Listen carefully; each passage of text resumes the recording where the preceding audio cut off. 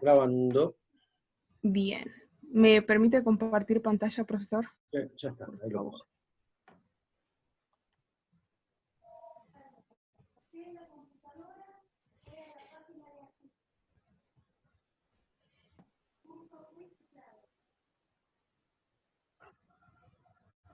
Bien, a ver si...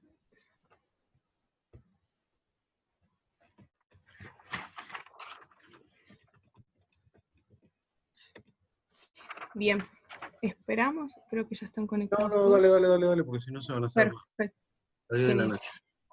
Bueno, vamos a hablar de la jurisprudencia. Primero empiezo con lo que es un poco la definición.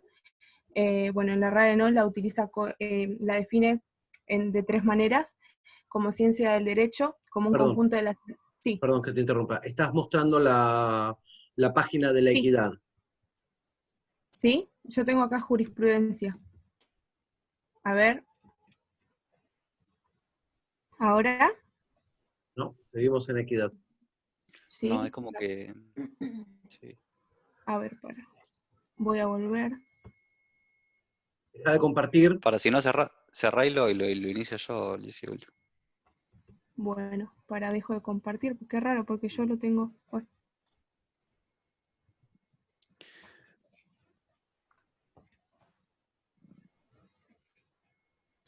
Ahí está. Podés ponerlo como presentación toda de... Ahí está, ahí está. ahí está. Bien. Bueno, les decía, primero para definir lo que es la jurisprudencia. Bueno, la RAE, como les decía, lo define de tres formas distintas. La primera como ciencia del derecho, segundo como un conjunto de las sentencias de los tribunales y doctrina que contienen. Tercero es un criterio, también la define como un criterio sobre un problema jurídico establecido por una pluralidad de sentencias concordes. Dicho esto, la jurisprudencia la definimos como un conjunto de decisiones vertidas a través de los fallos de tribunales internacionales y de acuerdo al artículo 59 del Estatuto de la Corte Internacional de Justicia, la decisión de la Corte no es, no es obligatoria, sino para las partes en litigio y respecto del caso que ha sido decidido. A su vez no crea normas generales de aplicación obligatoria a otros casos, sino solo una norma individual que regla los derechos de las partes en el caso en particular. Muy bien, pausa. Sí. Pausa. El derecho a nivel occidental, porque Sí. el otro día me surgió esta duda. Nosotros siempre pensamos que somos el centro del universo, y la verdad es que la mitad del planeta es distinto a nosotros. Todo lo que es Europa, bueno, Europa está partida en las bases del derecho. El derecho tiene dos grandes líneas, el derecho romano y el derecho anglosajón. El derecho romano es el derecho escrito, es ese derecho que tiene que estar una norma escrita para que vos puedas seguirla. Los romanos hacían todo lo que hacían porque tenían las cosas detalladas, escritas, no estaba escrito, había que escribirlo para que pudiese aplicarse. En tanto y en cuanto que los anglosajones, británicos, toda su, todo su imperio, eh, tienen otro lineamiento. No les importa tanto la norma escrita, sino todo lo que haya ocurrido. Se basan en la jurisprudencia. Entonces, todo lo que es Francia, el derecho romano, Italia, Francia, España, Portugal, todos los que somos latinos, y todo lo que es Sudamérica, Centroamérica, vamos a guiarnos por el derecho romano. Todo lo otro, o sea, Inglaterra, eh, Estados Unidos, Canadá y toda la comunidad, todo lo que es el Commonwealth, que son las conquistas británicas a lo largo del mundo, o sea, la mitad de África, porque la mitad de África es francesa y la otra mitad es inglesa, porque fueron invadidos por ellos, y el imperio había tomado parte de esas tierras, Sudáfrica sobre todo, la India, Australia, rige todo lo que es el derecho anglosajón. Yo nunca me había percatado en preguntar qué línea seguía el derecho chino y qué línea llevaba el derecho ruso, porque nunca se me había ocurrido. Se me ocurrió la otra vez conversando con una chica abogada rusa, y le pregunté esto y se quedó mirándome y me dijo, no comprendo mucho lo que estás diciendo, pero bueno, no sé si lo sabía o no lo sabía. La jurisprudencia es muy loco esto, porque lo que para nosotros es una fuente secundaria, no secundaria porque está en segundo término, porque quiero que recuerden la pirámide de Kelsen y diga, yo tengo que hacer esto porque la ley está escrita y porque la Constitución dice y porque la ley dice, mientras que en el mundo esto no ocurre, porque el mundo y el comercio exterior se rige por lo que ocurrían en los mares, en los mercados transoceánicos, y los grandes piratas que manejaban los mares del mundo son los británicos. Entonces los británicos aplicaron siempre el derecho anglosajón. Y entonces la jurisprudencia la tenemos porque los anglosajones estaban pinchando con la jurisprudencia y con lo que ocurría. Y acá está bien esto que ustedes ponen, que dice que no es obligatoria, hay una excepción. Ustedes sepan que, y esto explicado así para el derecho internacional es perfecto. En el derecho local, vos tenés 3 niveles de juzgados. Vos tenés los juzgados de primera instancia, que es el juzgado, el normal, tribunales, hola, ¿qué tal? Sí, el juez dice sí, no. Y vos podés aceptar o no aceptar. Si vos estás convencido que tu derecho ha sido violado, vos podés apelar esa decisión del juez porque entendés que el derecho te reconoce esta posibilidad, entonces vos decís, no estoy de acuerdo con el demandado, con la otra parte, con el demandante o con el demandado, no estoy de acuerdo con lo que dijo el juez de primera instancia, y en mi apelación voy a una segunda instancia, que es la Cámara de Apelaciones, que puede ser en lo civil o en lo comercial. Entonces ahí un grupo de jueces superiores al juez de primera instancia podrá revisar el caso.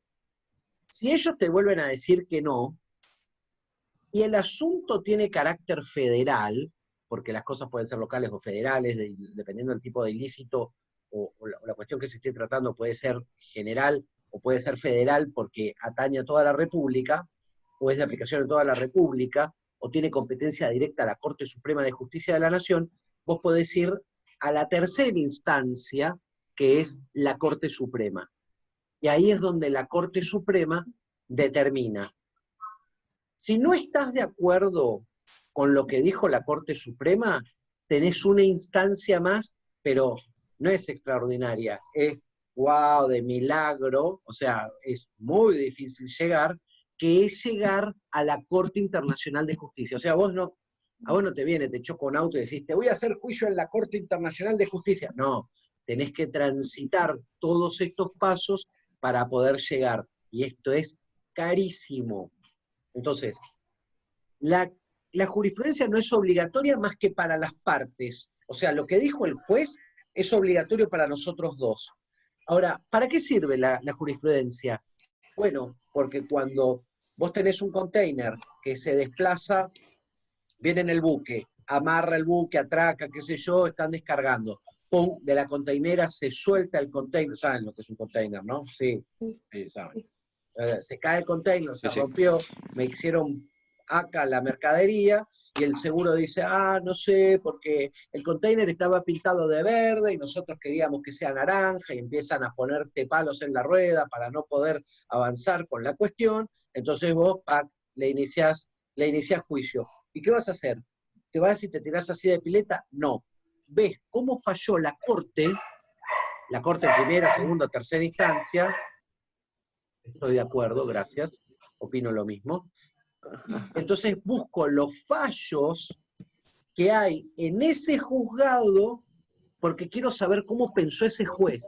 Entonces, yo voy, lo miro al juez y le digo, se cayó el container. Ah, los del puerto son unos tarados. Ah, ok.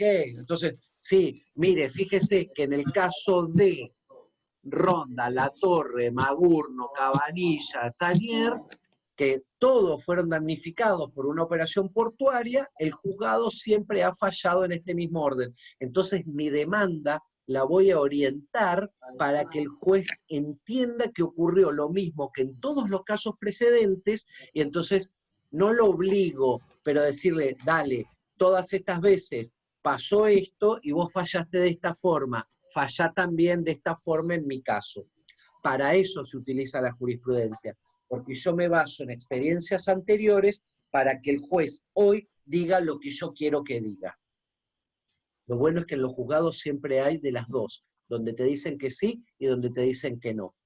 Entonces, la habilidad del abogado está en buscar la jurisprudencia que le conviene para poder aplicar ese criterio.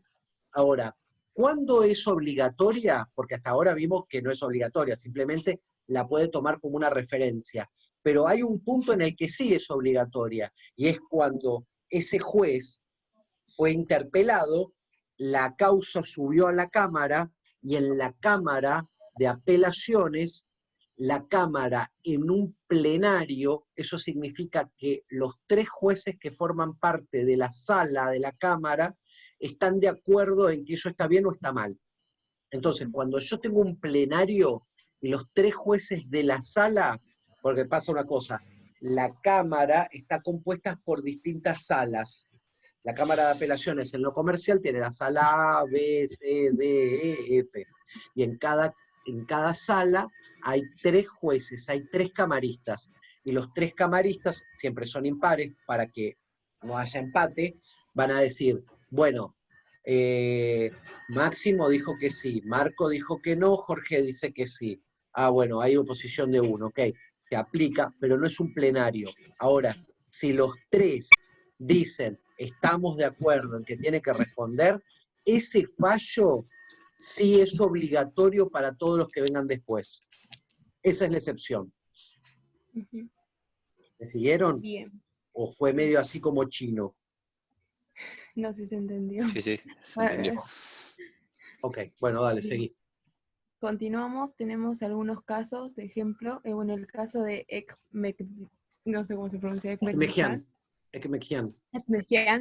Bien, Contra es aquella Sofovich. sí, es aquella normativa que dejó a la interpretación jurisprudencial aspectos de importancia, como la jerarquía entre los tipos de normas, que son ley suprema de la nación, la Constitución Nacional, las leyes y los tratados.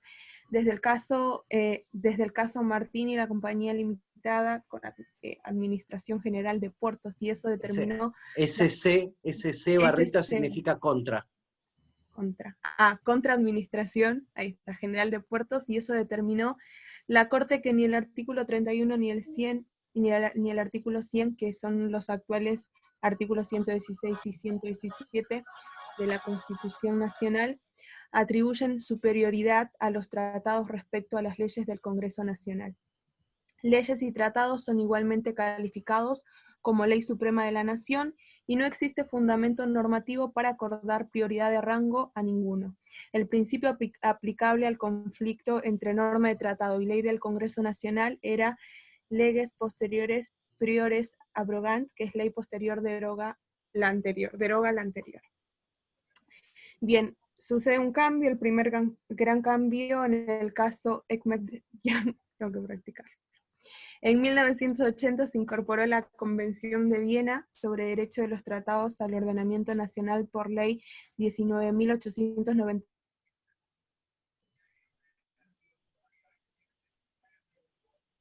A nuestro derecho positivo por virtud de la costumbre internacional. En la siguiente filmina, ahí está. Bien, se incorporó lo que es la excepción a uno de ellos, Primero, el principio de pacta sunt servanda aplicable a los tratados internacionales, artículo 26. El pacta sunt servanda es que Sí. los tratados tienen que ser cumplidos, como la ley misma. Sí, bien. La prohibición de alegar el derecho interno para justificar el incumplimiento de tratados, artículo 27. La excepción a este principio por violación. Perdón que te interrumpo con lo del artículo 27.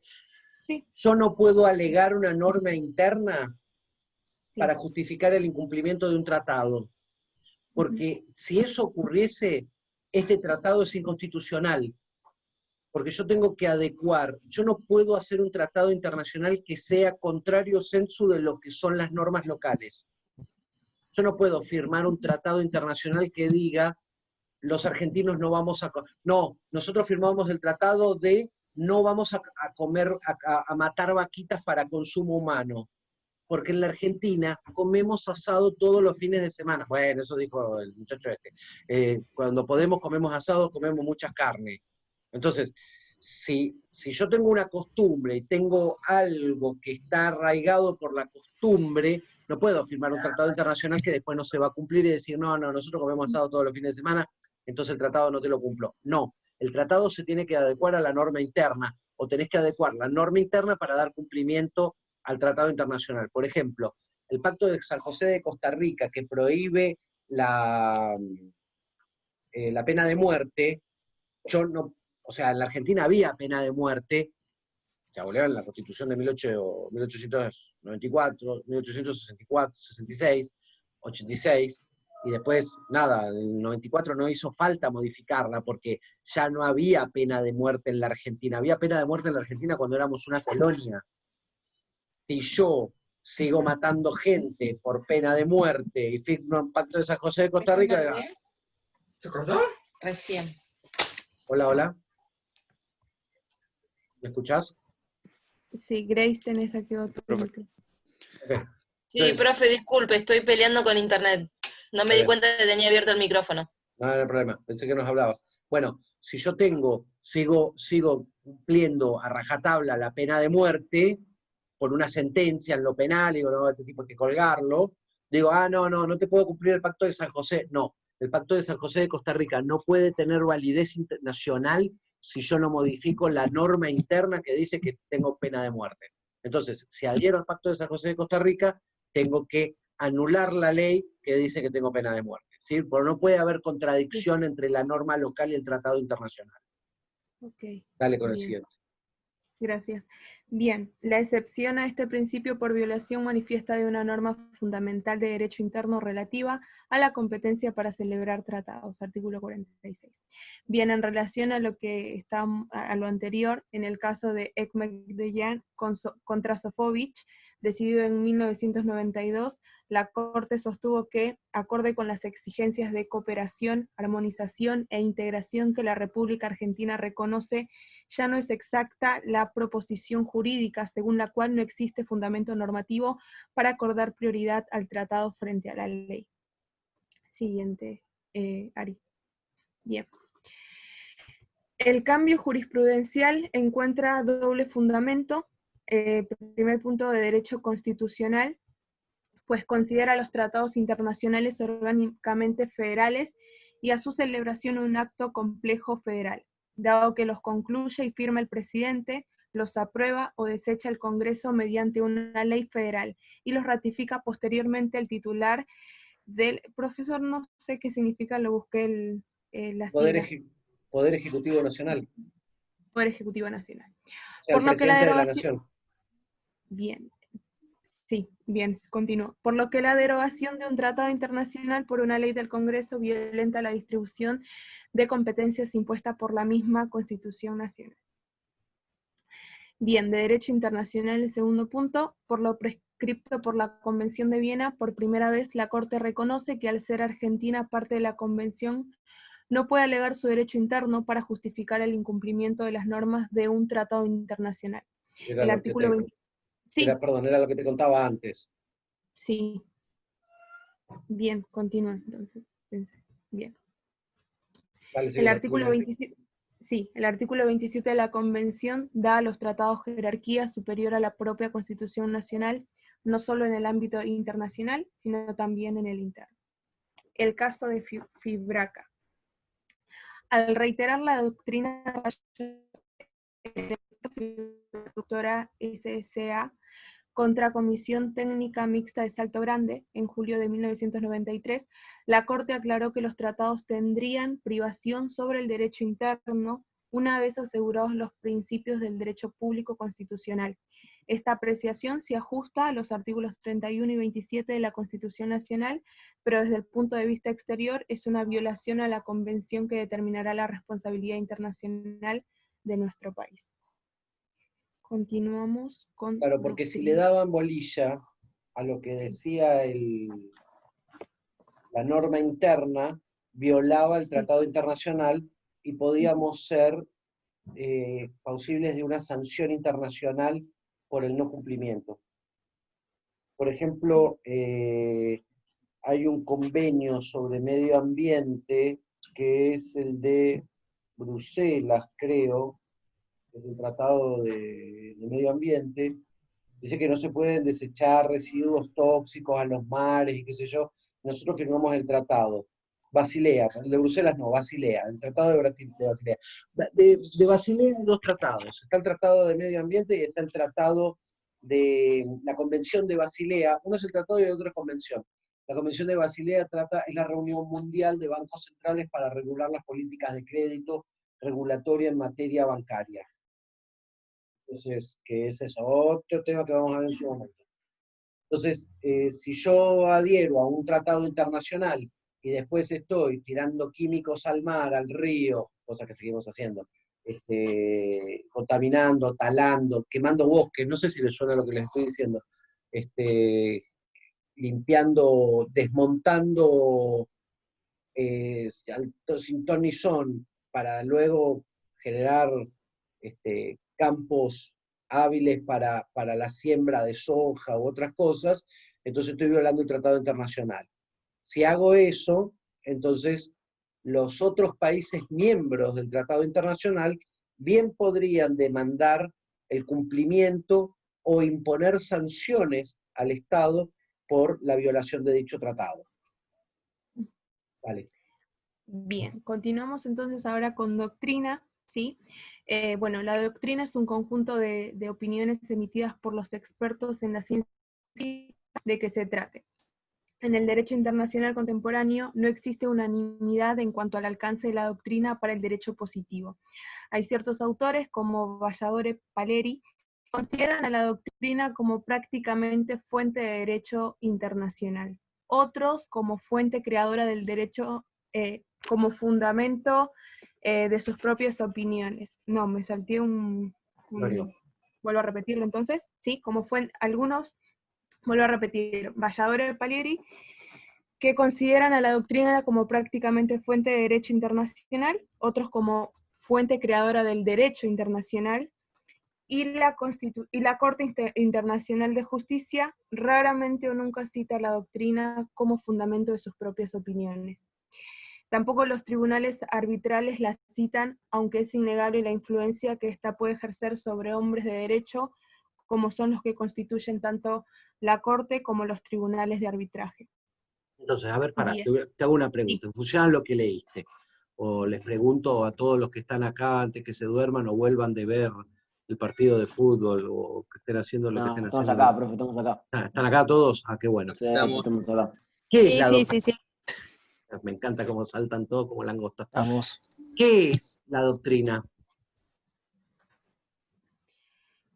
Bueno, sí, lo que yo entendí, y por lo que estuve armando con respecto a la jurisprudencia, y como dice la definición, son opiniones emitidas por expertos, o sea, pero no tienen como un peso, no sé si me explico bien, pero bueno, como que no tienen un peso y no sé cómo explicarlo, pero es... Sería como por ejemplo, bueno, quizás me equivoco, pero por lo que entendí, usted la vez pasada mostró que tenía la Constitución Nacional comentada, por ejemplo, por Carlos Menem. Todos esos comentarios que él hace, sí, Por Eduardo. Por Eduardo. Por Ok, Eduardo Menem y Dromi. Eduardo Menem, ahí está. Bueno, eso sería como una doctrina, ¿no? Todos esos comentarios sobre la Constitución. O A sea, ver, cuando para, son hechos por un especialista, digamos, un les voy a doctrinario. dejar de compartir pantalla porque les voy a mostrar algo. Ok. A ver. Dejar de compartir. Acá está. Detener. Miren.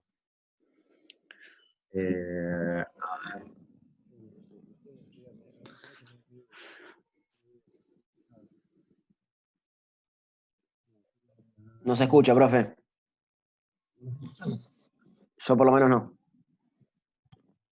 Hola, hola, hola. Ahora sí. Ahí sí. ¿Sí? Sí, ¿Estoy? ahora sí. Ok. Sí, sí. Sí. A ver.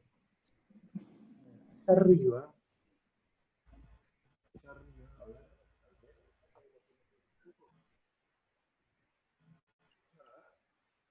Profe, yo no lo escucho. Ahí no se Sí, escucha yo nada. tampoco. Tampoco le Mueve escucho la nada. computadora y se le va el micrófono, profe. Sí. No. Arriba les estaba mostrando un montón. ¿Ahora me escuchan? Sí, Sí. ahora sí. Ahí está. Bueno. Ahí les estaba mostrando que tengo toda una fila, toda una hilera de libros blancos y abajo son todos verdes, de lomo verde, con letras negras. Bueno, no me voy a parar a mostrarles el libro. Es un libro verde, donde hay un montón de tipos que escriben artículos sobre determinadas cosas. Bueno, todos esos libros que están hacia arriba, así como está en la revista Para Ti, Hola, y dicen que la remera amarilla con las flores se viene para la primavera, qué sé yo. Bueno, hay un montón de tipos que hablan sobre derecho comercial. Todos esos libros es una revista que en vez de hablar de moda, hablan sobre la sociedad anónima, qué es lo que pasó con los cheques, qué pasó con la sociedad anónima unipersonal, qué pasó con la SAS, la sociedad anónima simplificada, el régimen, qué opinión le merece que hayan dado de alta las cuentas, qué opinión merece que Nissen, que es el director de la Inspección General de Justicia, ahora haya dictaminado que no se pueden dar de alta más sociedades anónimas simplificadas, por qué sí, por qué no. Y entonces, cuando vos lees 10 libros que hablan sobre eso, vos tenés un poquitito de autoridad para explicar algo en la materia. Entonces, cuando yo estoy en la corte internacional, en un juzgado, en alguna posición importante, me dicen, ¿usted qué opina al respecto? Y entonces yo me siento y digo, yo tengo la opinión sobre que me parece que está bien, que está mal, qué sé yo, es abusivo lo que hacen los bancos. Entonces, claro, este tipo se leyó 432 y escribe, entonces sus dichos pasan a ser tomados como una fuente de interpretación normativa. Entonces, le voy a dar bolilla porque este tipo ha leído muchísimo y escribe muchísimo. Entonces, le damos bola a lo que dice. Esa es la doctrina. La doctrina es los escritos de los grandes juristas, de los pensadores, de todos aquellos que han emitido opinión sobre leyes, tienen una envergadura tal de que lo que digan en el mundo es considerado como válido. Son muy tenidos en cuenta. Entonces, cuando yo veo las fuentes del derecho, digo, la ley, la Constitución, pirámide de Kelsen, y después voy bajando y voy viendo, bueno, tengo la ley, la costumbre, la jurisprudencia, y la doctrina, porque ¿qué opinan los grandes pensadores al respecto? Ahora, si yo agarro 4 libros y me dicen, no, esto es una porquería, esto es una porquería, esto es una porquería, esto es una porquería, esto es una porquería, y bueno, ¿quién soy yo para decir que esto es fantástico cuando los grandes pensadores jurídicos del país han dicho que esto es una porquería? Definitiva, esto es una porquería. Chao. Entonces, los tipos no te van a reconocer, van a decir, sí, no, mire, yo hago lo que escribió Borda. yo hago lo que dice el doctor Estela, yo hago lo que dice el doctor Pirulo, yo hago lo que dice la doctora Díaz. No, yo creo que por tal cosa. Miren, les hago un ejemplo muy, muy básico. Cuando yo estudiaba Derecho, cuando era joven, flaco, soltero y hermoso, no, soltero no, yo estaba casado, sí era flaco, estaba preparando una materia que era Derecho Penal.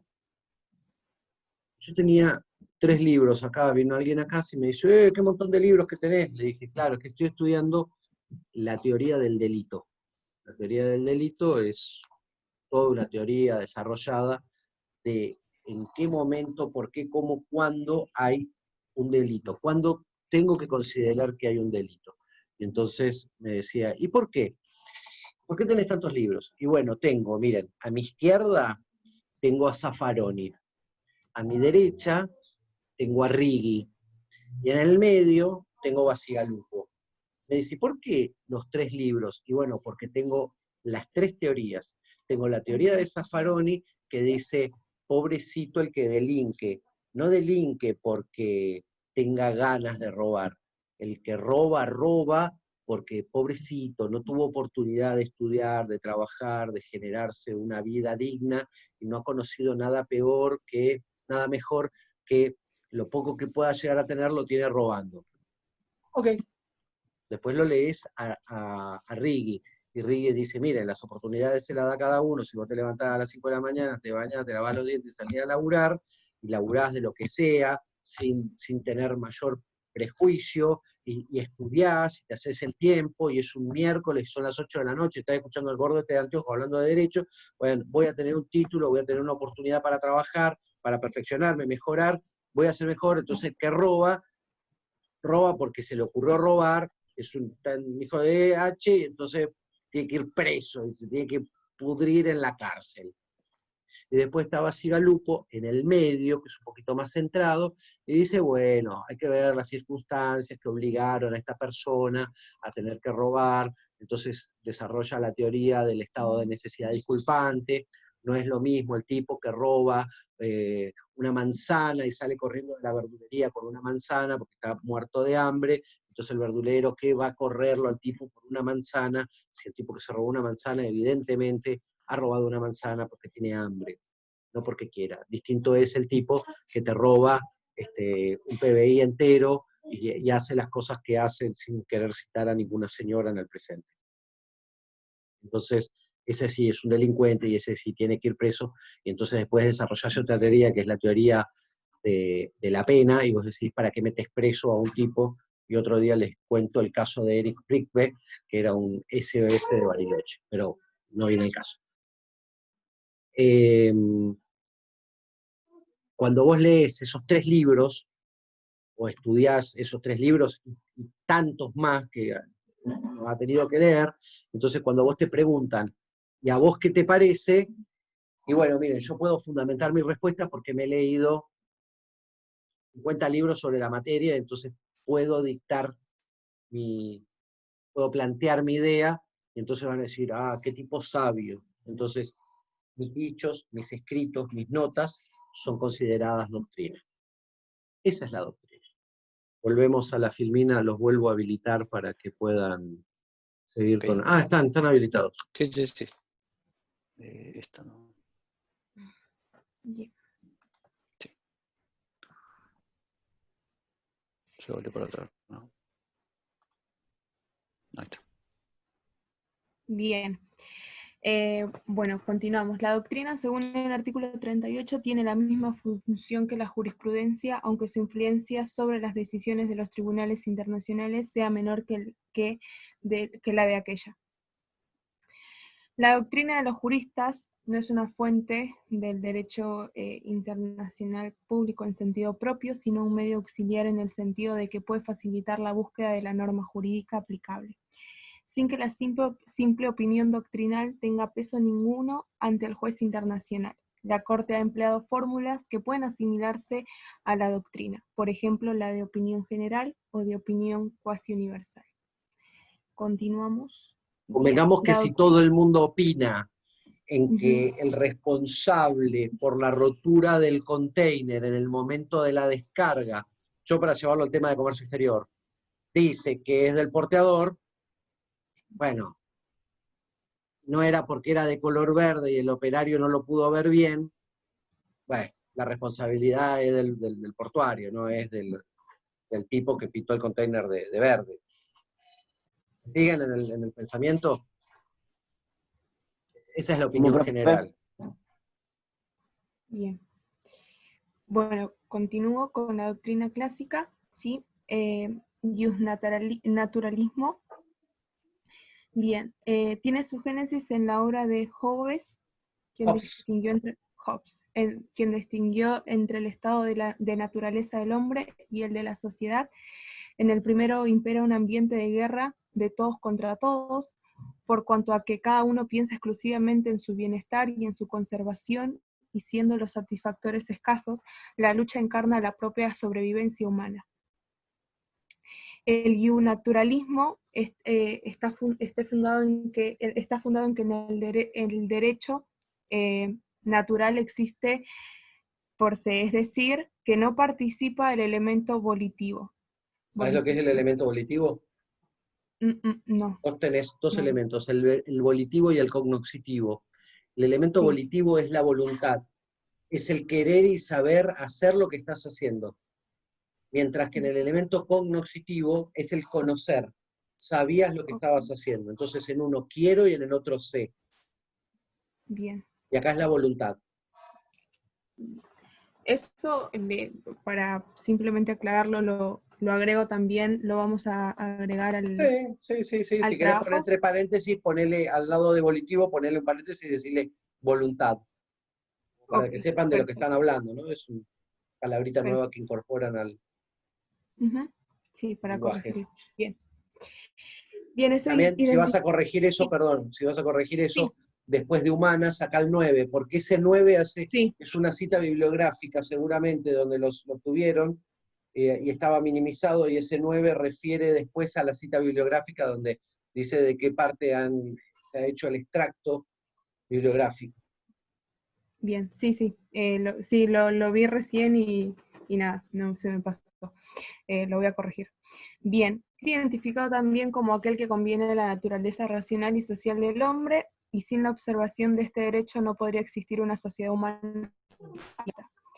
Tenemos un naturalismo teológico, que esta escuela atribuía fuerzas creadoras divinas, una regulación natural, es decir, que el derecho provenía de un ente superior, de Dios. Y un naturalismo laico, con la separación de las ciencias respecto de la teología. Esta doctrina se basaba en la idea de que el derecho surge y es inherente al hombre porque surge de la razón humana. Ius es derecho, en latín. Ius. Claro, por eso decís ius naturalismo o el ius positivismo. Bien. Continuamos con ius positivismo, que señala que el conocimiento surge y es posible únicamente a través de la observación. En el derecho se traduce en la aplicación de las normas, esto es, no es aplicable, en razón de que todo derecho es eficaz cuando se aplica, se observa y es fruto de la experimentación histórica. Bajo la denominación de positivas jurídicos, de